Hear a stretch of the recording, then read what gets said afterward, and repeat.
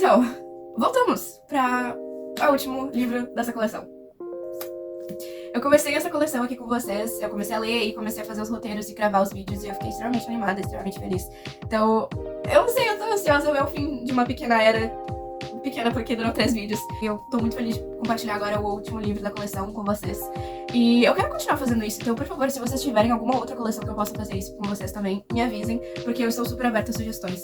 E vamos logo começar esse aqui, porque o livro é grande, eu marquei muita coisa, tem muitas páginas de anotação e eu não quero que o vídeo fique enorme. Nós começamos esse livro exatamente onde a gente parou o livro passado. Todo mundo tá no instituto, o Robert acabou de morrer, a Liv também, a Annabelle Blackthorne foi arrastada pelo rei Unseelie e agora a gente tá naquela situação. E agora? Infelizmente, assim como a gente tinha pensado, o Dearborn foi eleito o Inquisidor. Agora nossos maiores medos foram acontecendo. Os feiticeiros estão sofrendo com aquela doença que a gente ainda não sabe exatamente o que é. E o Julian e a Emma estão com a ligação para a batalha mais forte. A Liv acabou de morrer, então toda a família tá em um luto muito grande, assim como os Lightwoods na perda do pai deles. Então tá uma situação muito triste e tensa, porque todos os personagens estão com aquela coisa, e agora? Então, nós começamos com o Julian tentando resolver essa situação de estar sentindo muita coisa e precisar ser uma cabeça mais centrada pra família dele. E ele tá sofrendo com a questão da maldição para a batalha, então ele vai até o Magnus, que tá doente, e pede pro Magnus tirar as emoções dele. Não todas, mas aquelas emoções tipo de amor e da Emma, por exemplo, ou talvez um desespero maior em relação à morte da Liv. O Julian agora ficou completamente estratégico, ele não tem nenhuma emoção, então agora a gente tá sofrendo com um Julian sem amor. Se ele já era perigoso com todos os pensamentos dele, quando ele fazia as coisas por amor, sem amor as coisas ficaram um pouco mais complicadas. O Ty, que é o irmão gêmeo da Liv, não tá aceitando que a Liv morreu, porque é uma dor muito forte. Ele descobriu que ele tirou fotos do livro negro do Malcolm e deixou no celular dele. Então o Ty rouba essas fotos do celular do Julian e faz cópias pra ele, porque ele quer voltar com a Liv dos mortos. Não é uma boa ideia. Mas ele pede ajuda do Kit, e o Kit, sendo um bom Watson pro seu Sherlock, aceita sim, mas ele aceita com o motivo de cuidar do Ty e não necessariamente fazer com que a Liv volte de verdade. Então tem muitos sentimentos em relação a isso, porque é muito complicado e é muito triste. E tem uma história muito bonita e grande aqui nesse livro, que foi, acho que, a minha favorita de toda a coleção. E eu vou falar muito mais sobre isso mais tarde. Atualmente, os feiticeiros estão doentes, que eu tinha contado antes, mas ninguém sabe exatamente o que é essa doença. Mas a gente descobre que a Tessa, na verdade, está curada já. Ela foi a primeira e única feiticeira a se curar de toda essa situação, porque ela tem metade de sangue caçador de sombra. E a gente também descobre que ela tá grávida. Ela e o Jam vão ter um filho. E eu nunca fui triste. Eu tô muito feliz por isso. Isso não faz muita diferença na parte da história, mas eu queria contar porque me deixou muito contente. Durante todo o final do enterro, Caçador de Sombra, que eles têm, que é diferente, nós vemos muitos personagens voltando, tipo o Simon e a Izzy, por causa da morte do Robert. Nós vemos o Alec junto com os filhos e o Magnus, e é uma situação muito triste. Mas uma coisa que as pessoas notaram é que a Claire e o Jace não estão aqui. Eles foram numa missão na Corticile, e eles não voltaram até agora, só que ninguém sabe exatamente nem pra que era aquela missão, então tá todo mundo muito preocupado com eles. E também vamos ter mais disso mais tarde. Quando o Inquisidor Dearborn vai comandar agora o Instituto, ele pede para que o Mark e a Christina, junto com a Ellen e a Elaine, voltem com as crianças para Los Angeles e, em troca, tanto o Julia quanto a Emma e a Diana ficassem em Alicante para que eles sofressem uma série de interrogamentos. E isso vai dar problema.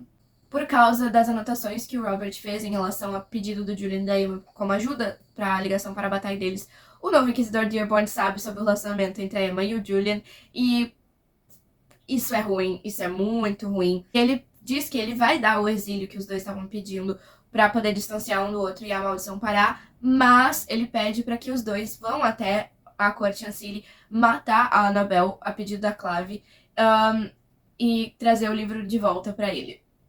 E eles aceitam, porque eles não têm muita escolha. Mas a gente acaba descobrindo que, na verdade, o Dearborn lançou eles para uma missão suicida, porque ele contratou muitas pessoas para irem atrás da Emma e do Julian, caso eles conseguissem e caso eles falhassem. Então a ideia era que eles não poderiam voltar com vida de jeito nenhum. Eles iam conseguir, mas mesmo assim não iam voltar com vida porque as pessoas contratadas pelo Dearborn iam matar eles durante o caminho. O que não deu certo, porque eles acabaram descobrindo isso no meio do caminho. Ele podia ter contratado pessoas mais eficientes. Antes de parar na Corte Ancili, eles pararam na Corte Cili, onde o Julian tinha feito um acordo com a rainha no livro 2, que ele ia dar o livro pra rainha em troca de libertar a Elaine e a Ellen. Mas isso não... Mas a Elaine e a Ellen já estavam soltas e mesmo assim o Julian foi lá e deu o livro pra rainha. Mas não um livro de verdade. Um livro em cópia. Então todas as fotos que ele tinha no celular dele, ele transformou em um livro físico de xerox e deu pra ela. A Emma ficou muito brava com isso, com razão, porque o Julian não tinha contado pra ela, porque ele tá sem emoção, então ele tá só por estratégia.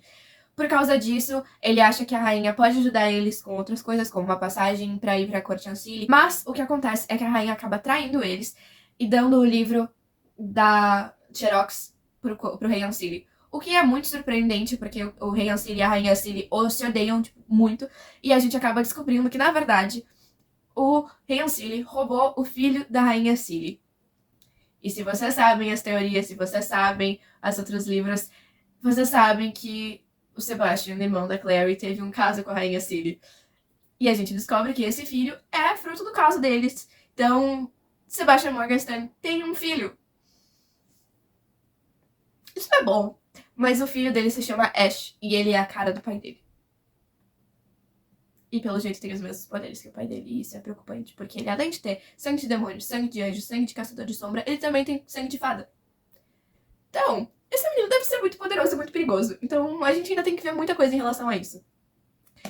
A gente descobre que a Annabelle, na verdade, tá protegendo o Ash do destino que ele tá planejando ter. Ele não, mas que as pessoas estão planejando que ele tenha. Eu não sei exatamente o porquê, eu não entendi exatamente por que ele tá protegendo, ela tá protegendo ele. Mas que isso inclui que ela tá segurando o livro negro com toda a força pra que ninguém possa usar de alguma coisa. Mas a gente descobre que era porque eles queriam abrir um portal pra um universo chamado Thu.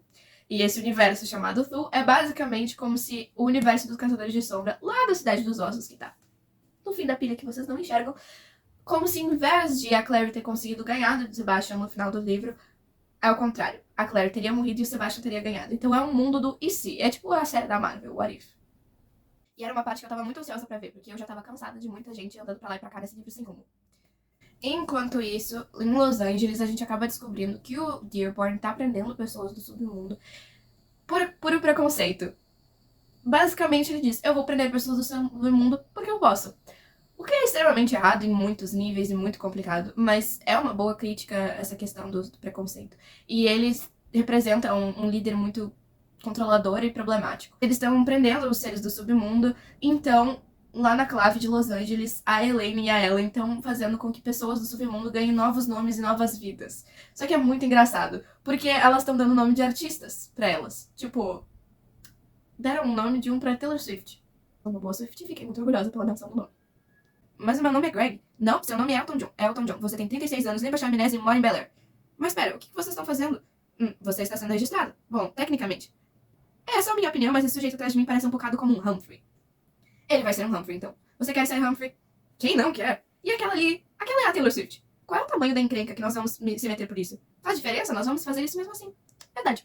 O Tai e o Kit estão procurando outros feiticeiros que não foram enfeitiçados ou não foram sofrendo com aquela doença nova pra poder ajudar eles com a volta da Liv. E eles acabam descobrindo o Ragnar, que a gente descobre mais tarde que é o Ragnar Fell, que também tá nos outros livros. Mas eles pedem ajuda e ele fala um monte de coisas que parecem completamente sem pé sem cabeça. E eu achei que ele tava brincando, que era tipo, tentando tirar essa ideia de vamos voltar com a sua irmã. Mas na verdade era verdade.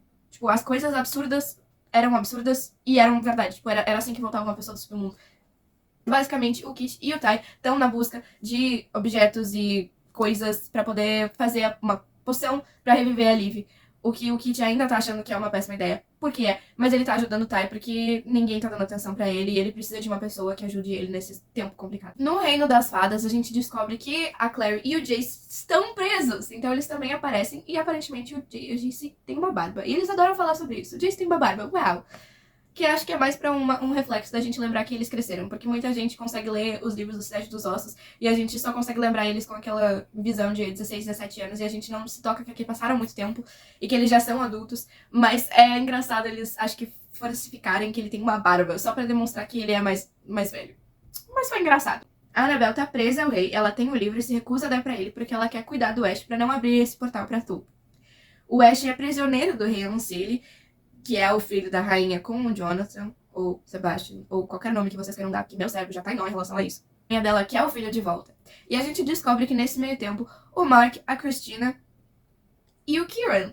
A gente descobre nesse meio tempo que o Mark, a Christina e o Kieran saem do Instituto de Los Angeles e resolvem ir atrás da Emma e do Julian quando eles descobrem que é uma missão suicida. Eles querem salvar os dois de toda essa situação. E a gente tem muitas e muitas cenas dos três só andando e caminhando, e andando e caminhando, e conhecendo pessoas, e andando e caminhando, e conversando sobre os sentimentos. Então, basicamente, metade, mais ou menos isso aqui do livro, ou até mais, era basicamente as pessoas andando, caminhando, andando e caminhando, andando, caminhando. Eu achava que ia ter mais ação, mas o que eu posso fazer? O andando e caminhando acabou gerando com que o Mark, a Christina e o Kieran mostrem os seus sentimentos um pelo outro. E eu achei isso inteligente da Cassandra Clare, que ela fez isso separadamente. Então, primeiro, a Christina e o Kieran conversando sobre isso, aí a Christina e o Mark conversando sobre isso, e o Mark e o Kieran conversando sobre isso, de jeitos separados, pra que no final a gente acaba descobrindo que eles têm um amor e carinho um pelo outro, os três juntos, mas é uma coisa, tipo, de duplas e o trio, entendeu? Eu acho isso muito bonito e foi levado de uma forma muito maravilhosa. E eu lembro no vídeo passado que eu falei que, se eles ficassem juntos, eu não ia ficar triste. E na verdade, ao contrário, eu fiquei muito contente. O jeito que a Cassandra Clare levou essa parte foi muito bonito. E os três são uma parte extremamente legal de ler, e por mais que tenha o caminhando e cantando e andando, que é o caminhando cantando sem a canção, eu fui entretida por causa do relacionamento dos três, e foi muito legal. E eu não sou muito fã de, tipo, plots relacionados apenas ao relacionamento, ou, tipo, focados mais no relacionamento do que necessariamente no resto, mas a Cassandra me ganhou nesse caso. Foi muito legal ver os três aceitando os seus próprios sentimentos e sendo quem eles são. Foi muito bonito, e eu gostei muito. Foi muito legal. Eventualmente, eles acabam chegando aonde a Emma e o Julian estão. Eles estão presos na Court Hostility, assim como a Claire e o Jace. E eles pegam a ajuda do irmão do Kieran, o irmão bom, porque tem outros irmãos que não são legais. Eles têm muito nome estranho, eu não sei falar nenhum dos nomes, então vai ser o irmão bom por agora em diante. Eles pegam a ajuda do irmão bom, que faz com que eles são soltos lá da prisão, mas que eles façam uma encenação de que eles vão ser presos pelo irmão, pra eles conseguirem chegar aonde o Rei Sealy tá com o Ash e a Annabelle, e a rainha tá atrás do Ash. Então, aí nós temos muito problema, porque quando os personagens que estão separados em histórias diferentes se juntam, quer dizer que alguma coisa vai dar errado, ou alguma coisa vai acontecer grande, e nesse caso foi os dois. Então, nessa confusão, acaba acontecendo com que o irmão bom leve todo mundo pra sala do trono do Rei Sealy, onde todos esses personagens estão juntos, e aí o Rei Sealy tá tentando com que a Annabelle dê o livro pra ele que ele possa abrir esse portal pra Thule, e ela não consegue porque ela não vai dar pra ele de jeito nenhum, e ele não pode obrigar porque ela sabe o nome dele, e se ela falar o nome dele, ele perde poder. É alguma coisa do Reino das Fadas que a gente acaba descobrindo agora. Então, nenhum dos dois tá com aquela coisa de poder sobre um ao outro. Já a Rainha Sealy, ela tá com a versão que o Julian deu pra ela, que é o livro tirado pro Xerox, então ela dá pro Rei Sealy em troca do filho dela, só que ele não dá o filho dela de volta. E ela fica muito braba, e aí acaba acontecendo muitas loucuras. E nesse meio tempo, meu Deus, são 1h30 da manhã.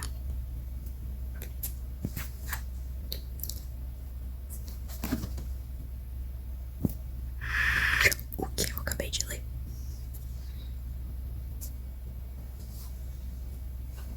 Nesse meio tempo, a Rainha Sealy não consegue o filho dela de volta, então ela rouba o filho, que é o irmão bom do Kieran, pra ela como prisioneiro dela, e ela volta pra corte dela. A Annabelle abre um portal pra Thule, mesmo assim, porque ela quer salvar o Ash do destino cruel que o Rei Sealy quer dar pra ele. Então ela pega o Ash e vai pra Thule.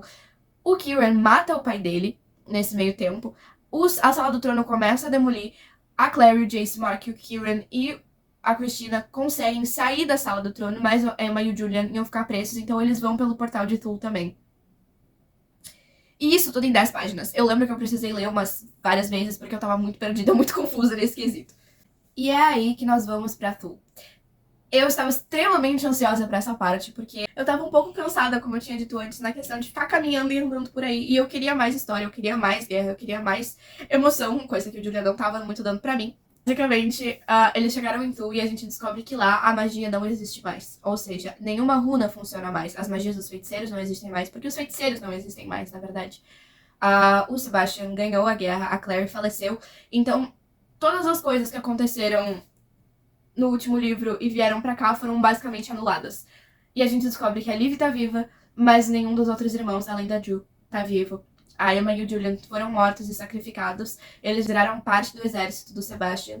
Assim como o Jace continua naquela transe de sangue demoníaco junto com o Sebastian. Então as coisas não tão boas. Mas a gente descobre que o portal, na verdade, trouxe a Annabelle e o Ash para anos diferentes do que a Emma e o Julian. Eles chegaram antes, então é basicamente como se o Ash tivesse passado mais tempo com o pai dele. E então o Sebastian sabia que ele era filho dele e treinou ele pra ser ruim. Só que ele não tava fazendo absolutamente nada ali. Ele tava jogando videogame e tendo crush no Jace malvado. O que foi estranho, pra dizer o mínimo. Porque a magia não existe mais, lá o Julian volta com as emoções dele, as marcas de Caçadores de Sombra não funcionam, ou seja, a ligação para a batalha deles não tá entrando em colapso. Então tá tudo bem. Então eles... vamos lá orar por aqui. Mas antes a Emma fica muito chateada em relação a toda essa situação, e como o Julian não falou pra ela que ele ia tirar as emoções dele, ele não tinha contado pra ela todas essas coisas que ele ia fazer, todas as táticas que ele tentou usar e acabaram dando em bobagem, ela tava muito brava com ele e eles tiveram uma conversa sobre isso. E foi uma conversa necessária, porque esses dois estavam precisando conversar, porque eu tinha 3 livros desses dois se olhando, se beijando, dando problema com as marcas, e era isso. Eles precisavam conversar e foi extremamente necessário, porque eu estava agoniada já. A gente descobre que a Livy agora é uma líder de resistência, onde tem algumas pessoas da clave, como o Cameron, que a gente sabe que é ex-namorado da Emma, mas que aquele nunca foi namorado da Emma, porque não existe o universo desses últimos 2 livros que a gente leu nesse livro. A gente descobre que a Tessa é a única feiticeira que ainda vive, mas que as outras pessoas que a gente conhece não estão vivas mais. O Jem tá morto, a gente descobre que o Magnus ia morrer, e a gente descobre mais sobre a doença dos feiticeiros, porque a doença dos feiticeiros também aconteceu aqui, só que aconteceu antes. Então a doença dos feiticeiros é que basicamente eles vão ficar mal a ponto deles se transformarem em demônios. E aí eles não podem mais usar a magia deles. Isso é uma Eles infeccionaram a linha Lei, que é a linha de ligação dos feiticeiros em todos os jeitos. Tanto que a gente conversou um pouco mais sobre a linha Lei, acho que no primeiro livro, porque muitos feiticeiros usavam aquela linha pra pegar magia. Lá eles contaminavam os feiticeiros e os feiticeiros se transformariam em demônios e acabariam matando todo mundo. E o Magnus não queria isso, então naquele universo, antes dele se transformar em demônio, ele pediu pro Alec matar ele, e o Alec matou ele, e depois se... Mas nós temos várias cenas muito tocantes, porque a Liv é a única Blackthorn que tá viva, sem contar a Drew, mas a Drew não tá mais aqui. Julian fica muito chocado, porque ver a irmãzinha que ele acabou de perder é muito um choque pra ele, e pra ela também, porque o Julian morreu pra ela há anos. Então é como se eles conseguissem, tipo, um último adeus, tanto pra ela quanto pra ele, e foram umas cenas muito tocantes, dela não conseguindo acreditar que era ele, e ele não conseguindo acreditar que era ela. Então foi bem triste, mas ao mesmo tempo muito bonito, porque a gente perdeu a Liv de uma forma muito brusca no outro livro. Então foi uma cena que a gente precisava, acho que, de um final e um fechamento pra gente, como leitor. Aí a Emma e o Julian vão fazer um plano junto com a Tessa, que tá viva, e ela é a última feiticeira, junto com o resto do pessoal da resistência da Liv, pra que agora eles consigam matar o Sebastian nesse universo e eles consigam voltar com o universo deles normal. A Tessa pede pra que eles matem o Sebastian. Em troca disso, ela vai ajudar eles a chegarem aos instrumentos mortais. Porque eu não sei se vocês lembram que eu falei no vídeo passado, mas a espada mortal dos instrumentos mortais foi destruída pela eu ia falar contra a corrente, isso não é Percy Jackson. Pela Cortana, que é a espada da Emma. E eu acho que a Cassandra perdeu um pouco disso. Ela poderia ter usado a Cortana como, sei lá, como a nova espada mortal, ou talvez... Não sei, porque ela absorve tudo que ela... Eu não sei falar, que ela toca, que ela acerta, eu não sei exatamente. Mas ela absorve o poder das coisas que ela acerta. Então, eu acho que ela podia ter feito a Cortana a nova espada. Mas a gente acabou indo pra Tula, então lá a espada ainda tá viva, então eles pegaram a espada lá. Por causa disso, eles acabaram vendo a Annabelle de novo, e a Annabelle pede pra que a Emma e o Julian levem o Ash. O que é muito absurdo em vários níveis, porque ela simplesmente matou todo mundo. Ela quer proteger o Ash do pai dele, então ela quer que eles levem o Ash de volta, porque ela achou que se ela levasse ele pro pai dele, o pai dele ia entender e cuidar dele, mas ela não conhece Sebastian Morgenstern, a gente conhece, e a gente sabe que isso não ia dar certo. Mas essa parte de tudo acaba muito rápido, porque eles acabam conseguindo não matar o Sebastian, mas eles conseguem fazer com que eles cheguem mais perto desses pessoas más, que nem eu não sei exatamente como dizer, dos crepusculares que a gente conheceu nos livros do Cidade dos Ossos. Eles pegam a espada, a gente tem um tchau muito triste entre o Julian e a Liv, e a gente viu que a Liv entrega uma carta pro Julian pra ele entregar pro Ty, porque ela não tem o Ty, assim como o Ty agora não tem a Liv. E é uma cena muito tocante, tanto ela entregando a carta, quanto mais tarde a gente vendo o Ty lendo essa carta. O Ash resolve não ir junto com o Julian e com a Emma, mesmo eles pedindo que eles iam cuidar dele, mas ele quis cuidar do Jace Mal. Então ele voou pra longe, ele tem asas que nem o pai dele. E isso foi arrepiante de todos os pontos, porque me deu muitos flashbacks de livros passados. Durante essa confusão em Thule, o Julian pega a espada mortal e acerta a Annabelle, mata ela de uma forma bem brutal, mas que foi extremamente satisfatório por causa de toda essa situação. Foi assim que eles conseguiram com que a resistência da Liv tenha espaço pra conseguir terminar com a parte da vilania do Sebastian, porque ela era uma grande fonte de poder. A gente descobriu, né, que eles foram anos antes no portal, então que ela era uma grande fonte de poder e ele transformou o Sebastian agora mais vulnerável, sem o Ash, sem a Annabelle de novo. Então, eles deram finalmente uma chance pro exército da Liv. Imaginei que ia ser bem maior, eu achei que ia ser uma grande parte do livro, inclusive. Eu achei até que os outros personagens iam também, talvez fosse uma questão de cabeça, tipo, a mente das pessoas. Imaginei que os outros personagens também iam estar nesse universo paralelo. Eu acho que eles iam fazer mais uma coisa, tipo, um feitiço muito grande pra que a cabeça deles imaginem que eles estejam nesse lugar, mas na verdade não foi isso, é um lugar de verdade. A gente descobre que tem todos uns universos diferentes. Então, basicamente, DC e Marvel baixou aqui. Logo a gente volta, o Julian e a Emma vão direto pra o Instituto de Los Angeles, assim como a Christina Mar, que é todo mundo. As emoções do Julian vão pro brejo de novo. Todo mundo se junta no Instituto de Los Angeles, como o Julian, a Emma, a Christina, o Mark, o Kieran. Todo mundo tá bem, tá vivo. Por algum tempo, a Emma e o Julian ficam desacordados. A marca deles volta a arder. O Julian volta sem emoção. Então, digamos que a gente voltou ao normal depois de tudo que a gente sofreu ali em Thule. E junto com os personagens que a gente conhece dessas outras coleções, nós temos o Jem e a Tessa, nós temos a Claire, o Jace, a Izzy, o Simon e o Alec, o Magnus que tá quase morrendo e a gente tá em pânico, e assim vai. Nós temos todo mundo junto e unido, e o Julian propõe uma resistência, assim como a que a Liv fez no universo de Thule. O que o Jace diz que é uma bobagem, mas que no fim eles acabam fazendo de verdade. E foi uma coisa interessante, porque de início o Jace estava muito preocupado em relação a quem eles poderiam confiar e quem não. E eles acabaram fazendo 2 reuniões, que uma delas era pra chamar a atenção, e eles tinham a intenção de serem traídos pra que o Dearborn ficasse sabendo sobre isso. E depois, de verdade, que a gente saberia quem a gente poderia contar, porque a gente descobre que o Dearborn é a pessoa que está fazendo com que os feiticeiros fiquem maus. Ele tá mexendo com magia, ele tá mexendo com essas coisas que ele mais abomina pra poder parar com a magia e com o resto dos Caçadores de Sombra, pra que os Caçadores de Sombra sejam as únicas pessoas que sobrem. E a gente vê o Dearborn agora com outra Annabelle, o que foi muito confuso pra mim, mas que a gente acaba descobrindo mais tarde, que na verdade é um demônio. O Julian faz a resistência. Eles descobrem como eles podem curar os feiticeiros, então eles pegam todo um exército pra conseguir pegar o que eles precisam. Curam o Magnus, que foi um grande alívio, porque se eu perdesse o Magnus, eu ia ficar muito, muito, muito, muito, muito triste. Eles curam o Magnus. O Magnus tira a maldição do Julian, ou seja, ele tá sentindo de novo, o que foi um alívio absurdo, porque eu não aguentava mais o Julian sem emoções de novo.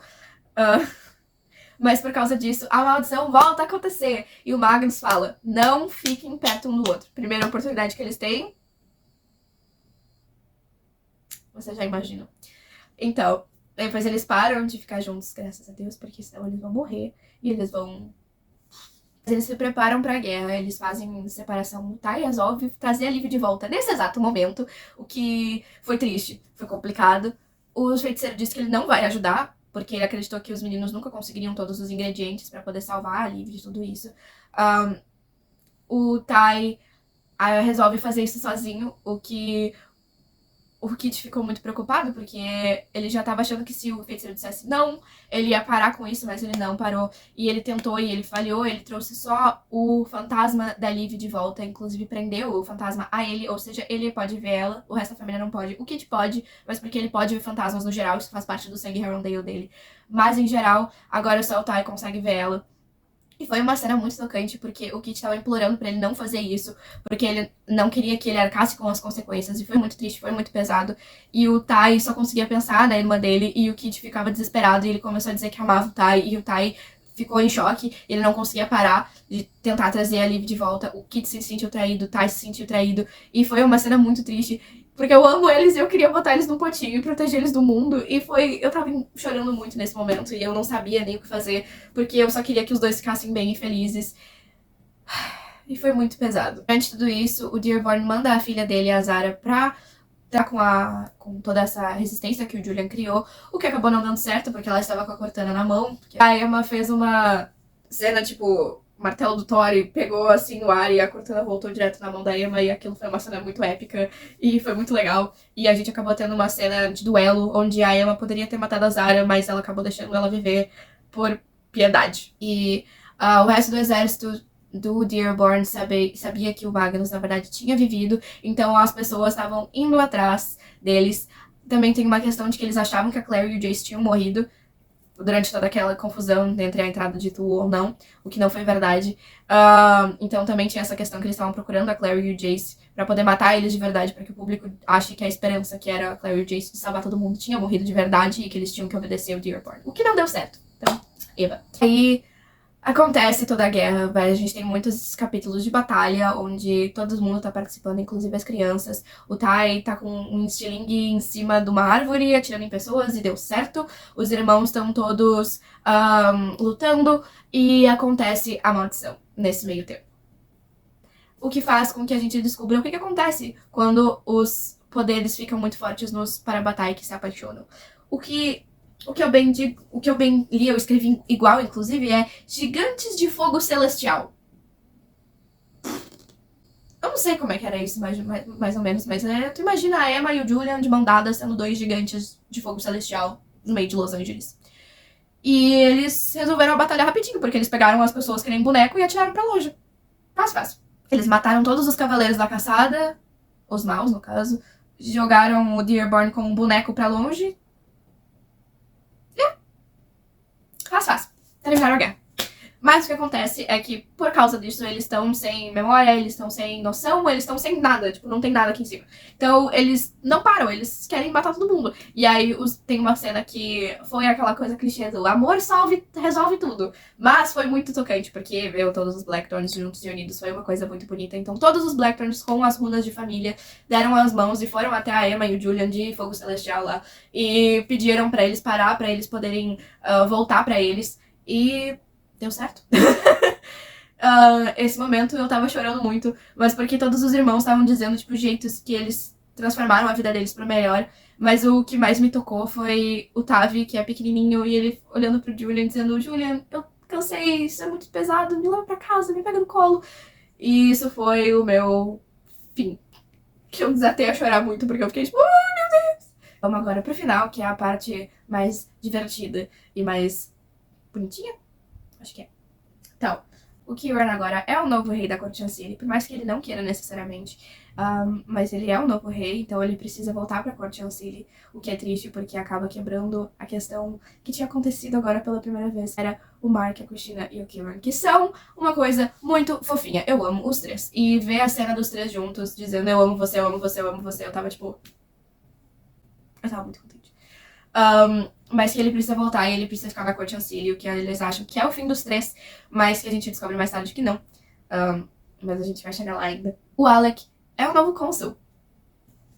Isso eu fiquei muito contente, porque a gente precisava de uma pessoa boa pra liderar a clave. E quem melhor do que Alexander Lightwood? Mas eu amei isso, eu achei maravilhoso. E aí, por causa disso, nós temos uma cena maravilhosa que me fez chorar muito. Poderíamos nos casar com o azul de feiticeira e dourado de caçador de sombra, como sempre quisemos. Você realmente está me pedindo? Eu quase te perdi, disse Alec. Me acostumei tanto em pensar como você, como mortal. Mas nenhum de nós é. Nenhum de nós é pra sempre, mas pelo menos posso dizer o que puder para você. Saiba o quanto eu te amo a cada dia que temos. Queria poder prometer uma vida muito tranquila e pacífica ao meu lado, mas tenho a impressão de que estaremos sempre cercados por aventuras e caos. Quando te encontrei, eu não sabia o que estava encontrando. Palavras sobre coisas lindas e preciosas pra mim não vêm fácil. Você sabe disso. Me conhece melhor do que ninguém. E quando um dia as pessoas olharem pra trás e pensarem no que significou minha vida, eu não quero que as pessoas digam Alex Lightwood lutou na Guerra Maligna. Nem mesmo Alex Lightwood foi cônsul. Eu quero que eles pensem Alex Lightwood amou tanto um homem que mudou o mundo por ele. Nesse momento eu tava morrendo, eles se casaram e eu fui a pessoa mais feliz do mundo. Os filhinhos dele entrando lá, né, cuidando deles, assim, foi a coisa mais bonitinha de tudo. Todo mundo podendo assistir o casamento deles. Foi lindíssimo e eu chorei muito e eu tava muito contente e era tudo que eu queria. A Emma e o Julian não são mais parabatais, porque aparentemente o fogo celestial queimou essa marca deles. Ou seja, eles nunca... não tem mais vestígio disso, eles estão livres pra estar um com o outro, o que foi extremamente conveniente. Mas foi ótimo, porque a gente não aguentava mais aquela coisa do a gente não pode ficar juntos. Então agora eles podem, sem drama, sem tristeza, só fiquem juntos. Yay! Jamie e a Tessa convidam o Kit pra ser filhinho deles.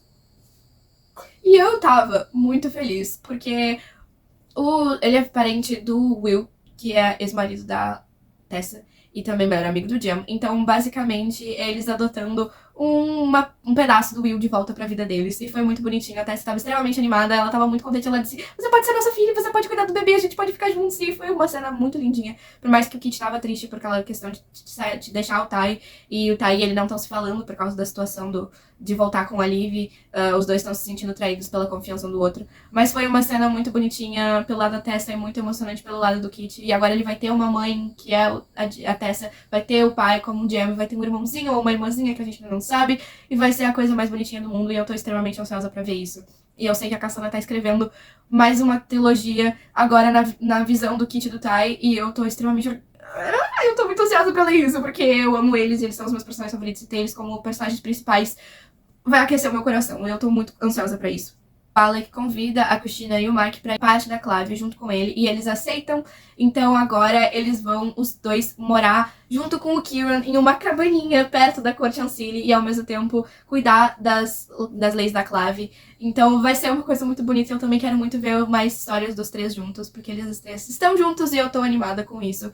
A Ellen e a Elaine agora vão cuidar do resto das crianças, com o Ty, a Drew, o Tavi e essas coisas. A Emma e o Julian vão sair em viagens agora, porque eles merecem um descanso. A Claire e o Jace vão voltar para o Instituto de Nova York, continuando a cuidar daquela parte. E é mais ou menos isso.